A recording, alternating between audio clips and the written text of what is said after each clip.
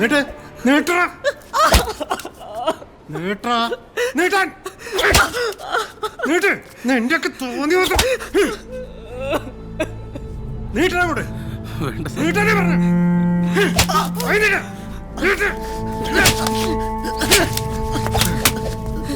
മാഷെ 2-3 ദിവസമായി ഞാൻ പറയുന്നു ഇവിടെ ഒരു അശ്ലീല പുസ്തകം കിടന്ന് കളിക്കുന്നുണ്ട്. മാഷ് വിശ്വസിച്ചോ? ഇല്ല. മാഷ് പറഞ്ഞു മാഷിന്റെ കുട്ടികൾ ഇതൊന്നും ഉപയോഗിക്കില്ല. എന്നിട്ട് എന്തായി? ക്ലാസ് റൂമിന് മുമ്പിൽ കിടന്ന് അടിയായില്ലേ?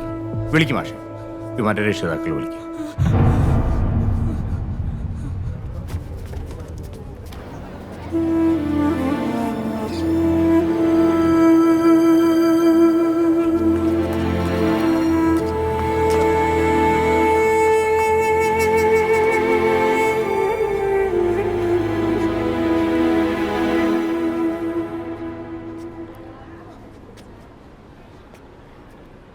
കഴിഞ്ഞ 10-30 വർഷമായി പിന്തുടർന്നു വരുന്ന മഹത്തായ ഒരു പാരമ്പര്യം ഈ ഹൈസ്കൂളിനുണ്ട്.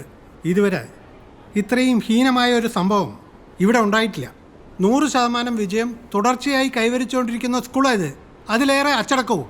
നിങ്ങൾ ഇത്ര ഉത്തമ വിശ്വാസിയായിട്ടും തൻ്റെ മകൻ എന്താ ഇങ്ങനെയായി പോയത്? ഇത്രയും വലിയ തെറ്റ് ചെയ്തിട്ടും ഇവൻ നിൽക്കുന്നത് കണ്ടില്ലേ? വല്ല കൂസലുണ്ടോ?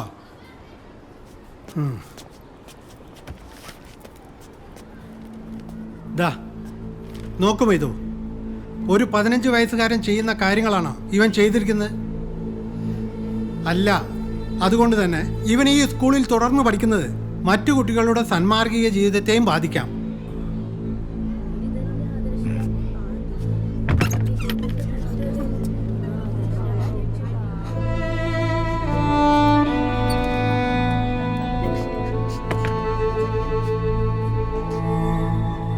ആദർശിന്റെ അമ്മ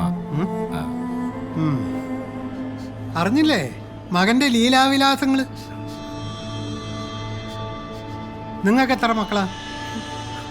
ഒരാളാ. ഇവന്റെ അച്ഛൻ എവിടെ? സൗദിയിലാ. ആ, വെറുതെ അല്ല, വളർത്തു ദോഷം. ഒരുപാട് ലാളിച്ച് അമ്മമാര് വളർത്തുന്ന ഒറ്റപുത്രന്മാരൊക്കെ ഇങ്ങനെ വരൂ. അതാണല്ലോ നാട്ടു നടപ്പ്. കൂടുതൽ ന്യായമൊന്നും ഇങ്ങോട്ട് പറയണ്ട. ഇവരെ ഡിസ്മിസ് ചെയ്യാൻ തന്നെയാണ് എന്റെയും മാനേജ്മെന്റിന്റെയും തീരുമാനം. രമയ്ക്ക് വല്ലതും പറയാനുണ്ടോ?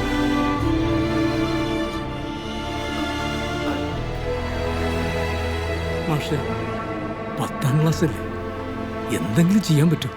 സോറി മൊയ്തു, ഒന്നും ചെയ്യാനില്ല. ഇവർ ചെയ്ത് വലിയ തെറ്റാണ്. അതിന്റെ ഫലമാണ് ഇവർ അനുഭവിക്കാൻ പോകുന്നത്. പിന്നെ ഒരു കാര്യം, TC വാങ്ങാൻ പോലും ഇങ്ങോട്ട് വരണമെന്നില്ല. എല്ലാം റെഡിയാക്കി വെച്ചിട്ടുണ്ട്.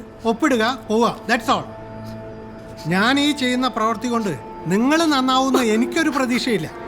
പക്ഷെ ഞാനിപ്പോൾ വിട്ടുകൊടുത്താ എൻ്റെ ബാക്കിയുള്ള കുട്ടികൾ കൂടി ചീത്തയായി പോകും. ഒരു മുത്തലീബിലും ആദർശിലും ഒന്നും ഇത് തീരില്ല.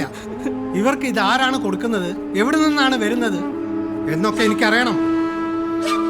ഞാനിത് പോലീസിൽ അറിയിക്കാൻ പോവാ.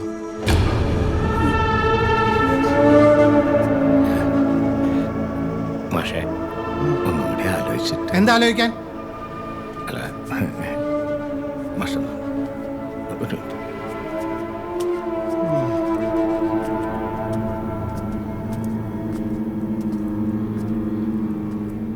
മാഷെ, ഇതൊരു നാട്ടക്കേസാണ്.